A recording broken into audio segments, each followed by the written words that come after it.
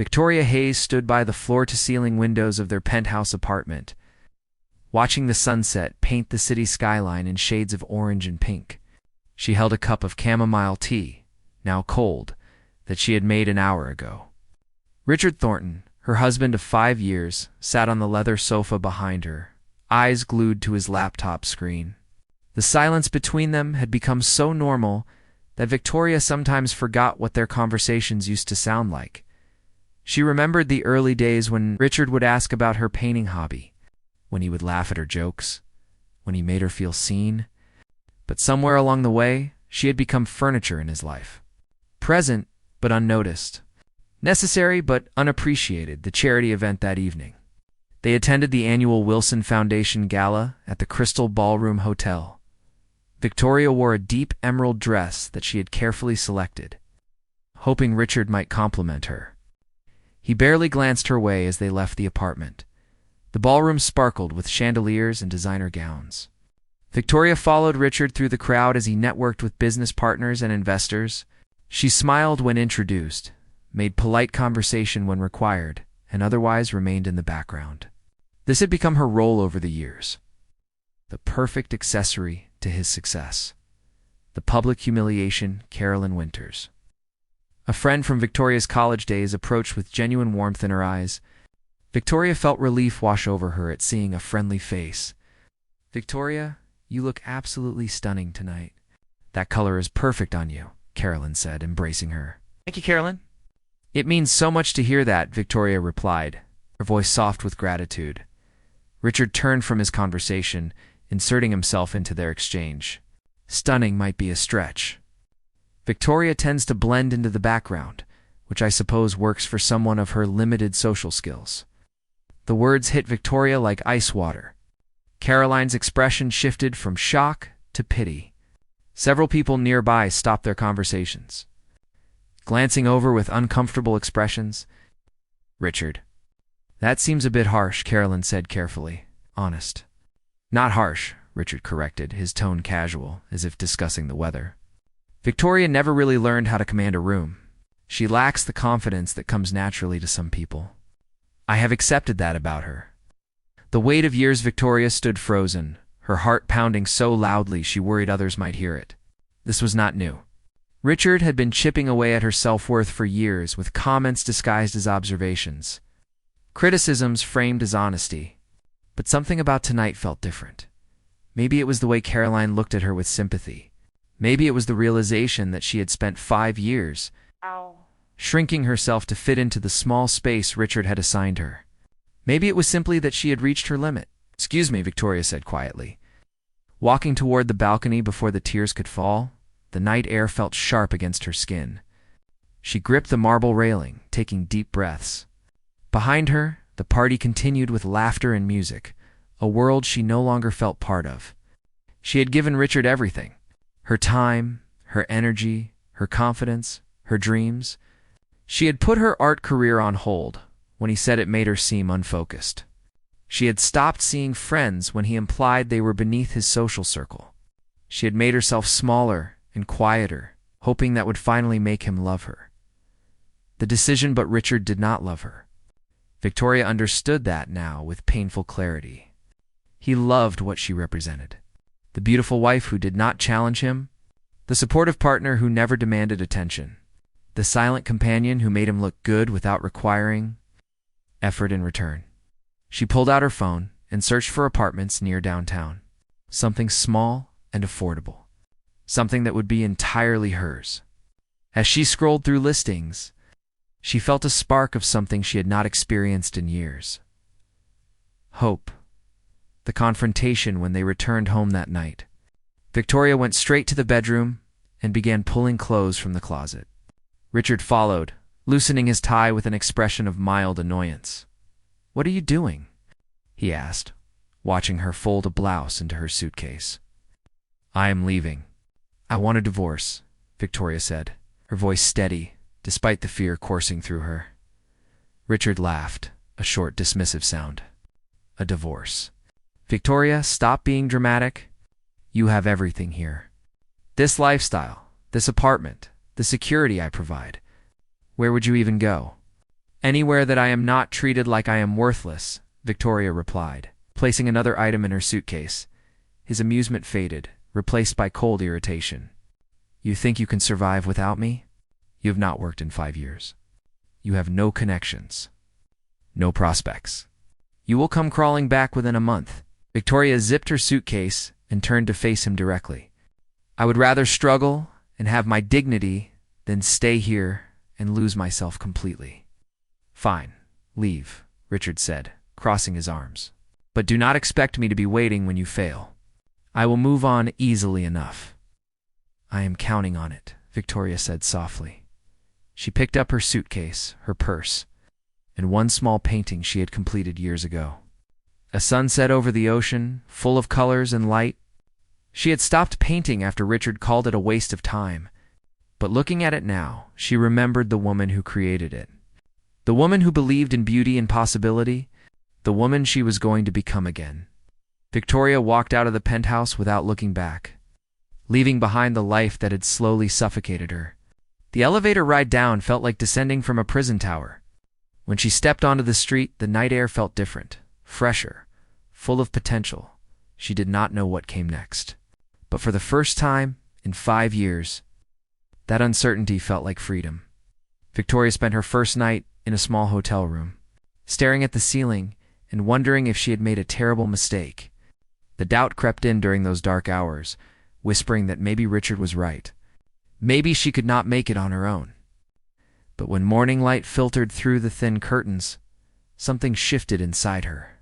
She was free, truly free for the first time in years. Within a week, Victoria found a modest studio apartment in a neighborhood filled with art galleries and coffee shops.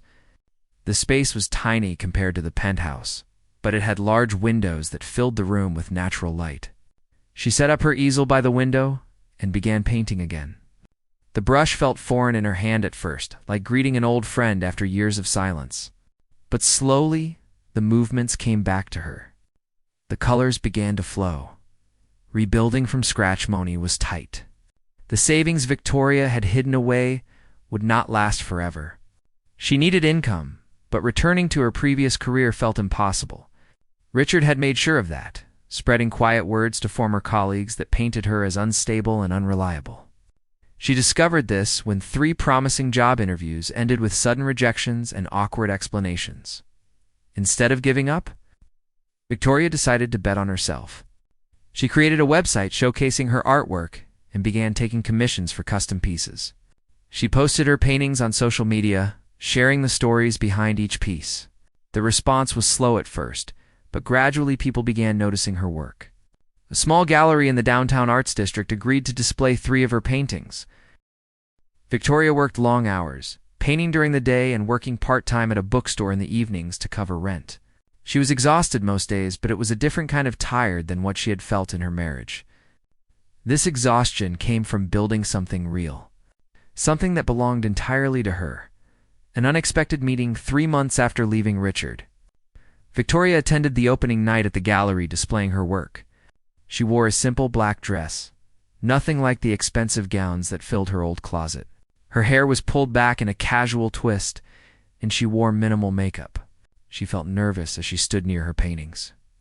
Watching people pause to look at them, a man in a charcoal gray suit stopped in front of her largest piece, a painting of a woman emerging from stormy waters into sunlight. He studied it for several minutes, his expression thoughtful and engaged. "This is remarkable," he said, turning to Victoria. "The way you captured the transition from darkness to light, it feels personal." "Like a story, it is personal," Victoria admitted. "I painted it during a difficult transition in my life." "Shows," he said, extending his hand. "I am Nathan Pierce. I own Pierce Innovations downtown." Victoria recognized the name immediately.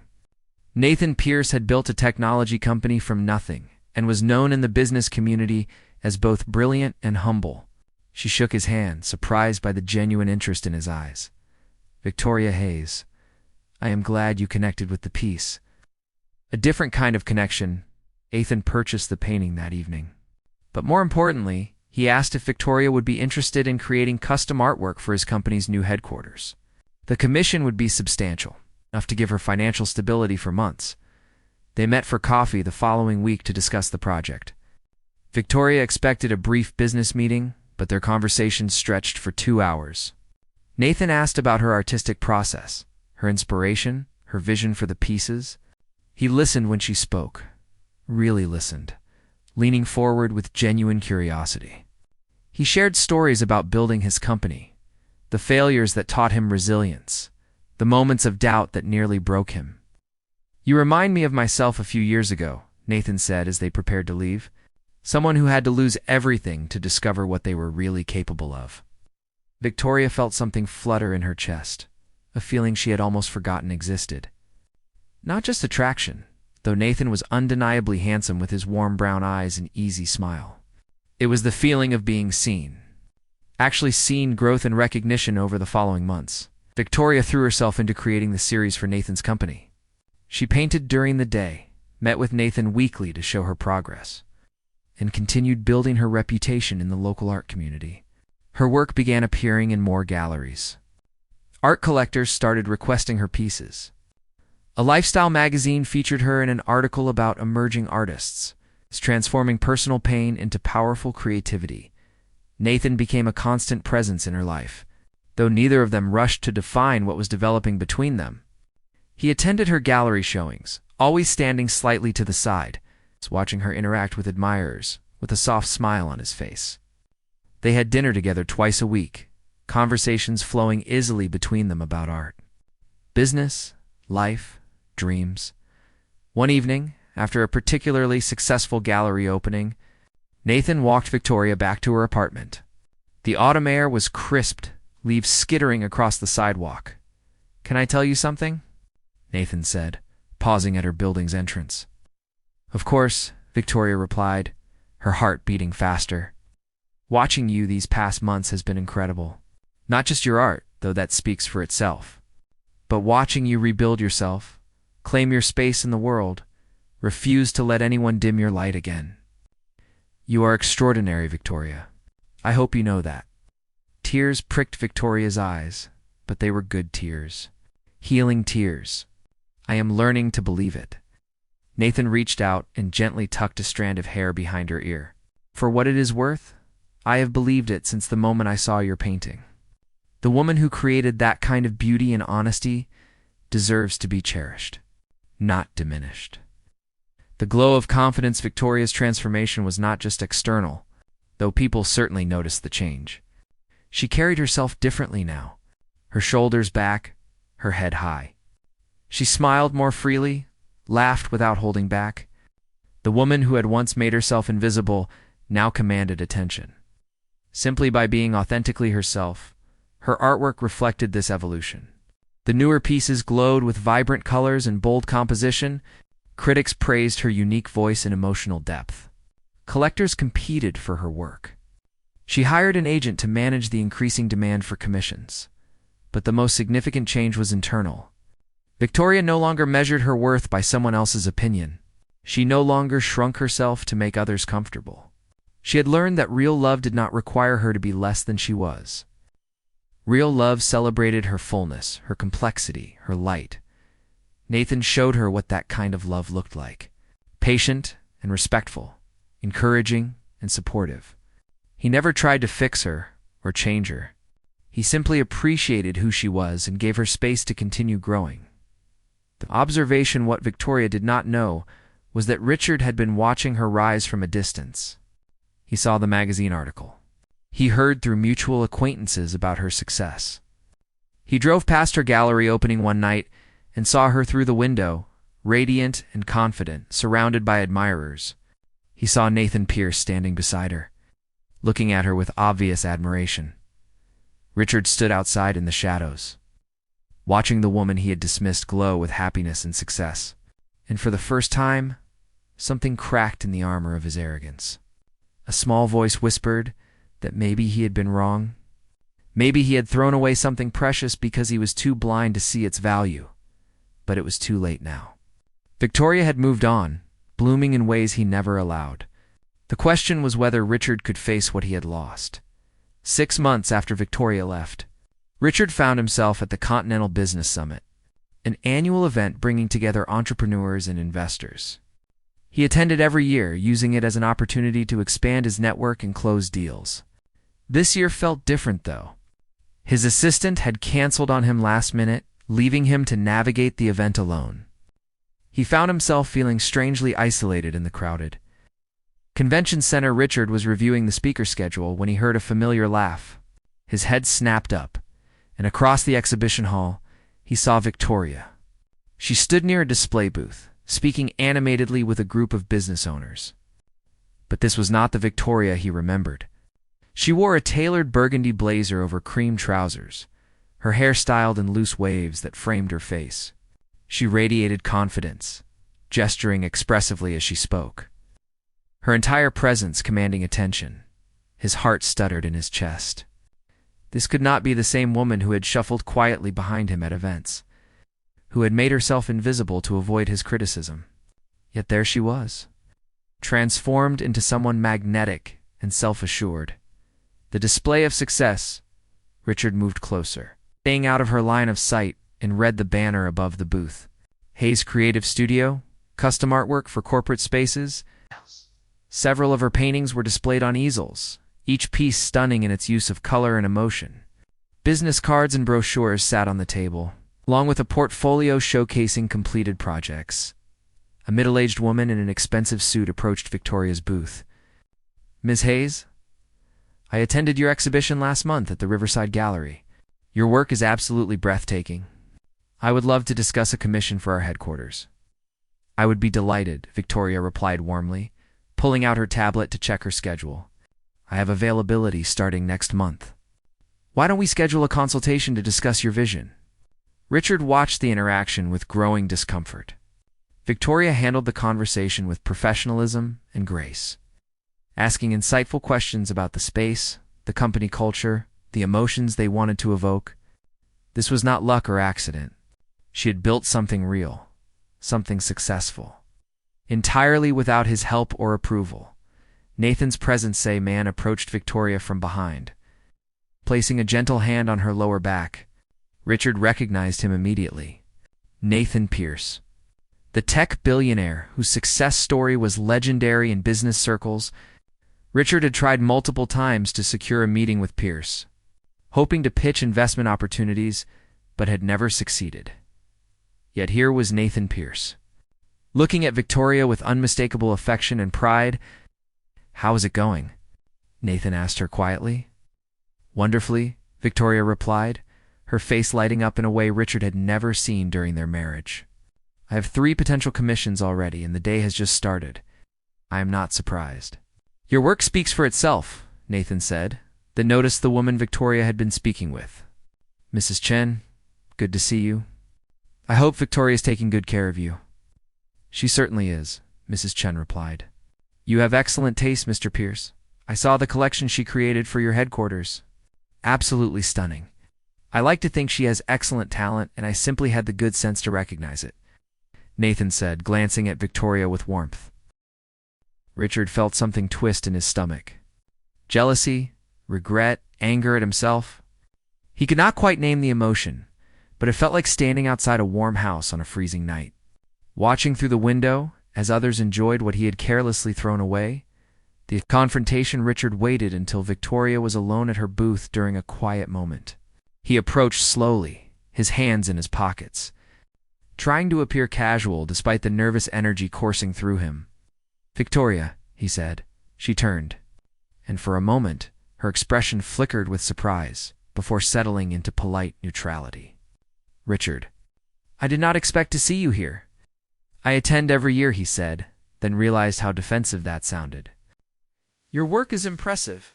"I had no idea you were doing this." "You never asked what I wanted to do," Victoria replied simply, without bitterness or anger, just stating a fact.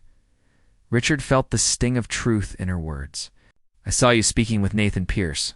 How do you know him?" "He is a client."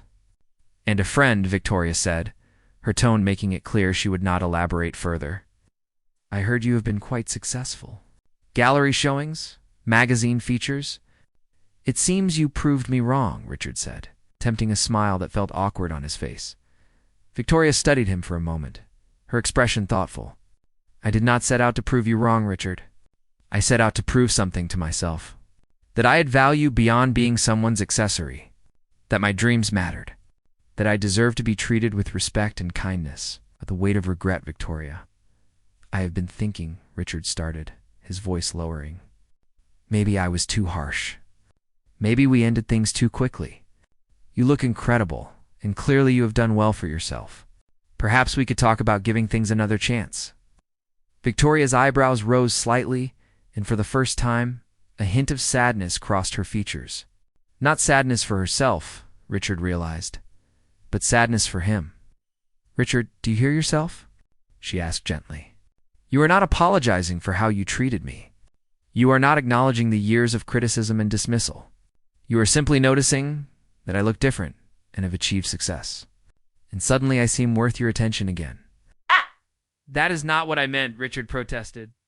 Though deep down he knew she was right. "The problem was never whether I could succeed or be confident or command a room," Victoria continued. "The problem was that you needed me to be small so you could feel big. You needed me to fail so you could feel like my savior. My worth was always there, Richard. You just refused to see it because it threatened something in you."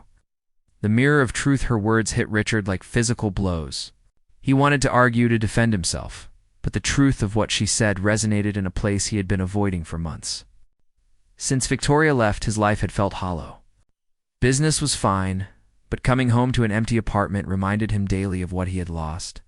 He had tried dating, but every woman he met seemed to bore him, or demand too much, or fail to measure up in ways he could not quite articulate. The truth he had been avoiding was simple and devastating. He had not appreciated Victoria until she was gone. He had not valued her until he saw someone else treating her like she was precious. He had not wanted her until she no longer wanted him. "I made a mistake," Richard said quietly, the admission feeling like pulling glass from a wound. "You did," Victoria agreed. "But that mistake taught me something invaluable. It taught me that I do not need someone to see my worth for it to exist. It taught me that being alone is better than being with someone who makes me feel worthless. It taught me what real partnership looks like." Nathan appeared at Victoria's side again, his presence protective without being possessive. "Everything okay here?" he asked, looking between them. "Everything is fine," Victoria said, her voice warm as she looked at Nathan. Richard was just leaving, the final. Understanding, Richard looked at the two of them together and saw everything he had failed to give Victoria reflected in the way Nathan looked at her: respect, admiration, partnership, love. That did not require her to shrink or hide or apologize for existing fully. "I hope you will be happy," Richard said. And for the first time, he meant it without bitterness. "I already am," Victoria replied simply. Richard walked away from the booth, each step feeling heavier than the last. He left the summit early, driving aimlessly through the city as the afternoon light faded into evening. He passed their old penthouse building and felt nothing. That life, that version of himself, suddenly seemed like a stranger's memory, the lesson learned in the weeks that followed. Richard found himself thinking constantly about Victoria's words. He started therapy, something he had always dismissed as unnecessary. His therapist asked him questions that made him uncomfortable. Why did he feel the need to diminish others? What was he afraid would happen if he treated his partner as an equal? Where did his need for control come from? The answers were not easy or pleasant. Richard began to see patterns in his behavior that extended beyond his marriage to Victoria. He had built walls around himself, measuring his worth by his ability to be superior to those around him. He had confused control with strength, dominance with confidence. He saw Victoria one more time, months later, at a charity event. She wore a flowing sapphire dress, her hand intertwined with Nathan's. They moved through the crowd together, equal partners, sharing jokes and conversations with easy intimacy. When Victoria laughed, her entire face lit up with genuine joy. Nathan looked at her like she was the most fascinating person in the room. Richard felt the familiar pang of regret. But it was softer now. Acceptance, rather than denial. He had lost something precious because he had been too afraid and too arrogant to appreciate it. That was a truth he would carry with him, Not as punishment, but as a reminder. A lesson learned too late for his marriage. Perhaps not too late for the rest of his life. Victoria caught his eye across the room. She gave him a small, gracious nod. Not forgiveness exactly, but acknowledgement. They had both moved forward, though in very different directions. She had found her light. He was still searching for his, and that Richard understood with painful clarity was exactly what he deserved. The end.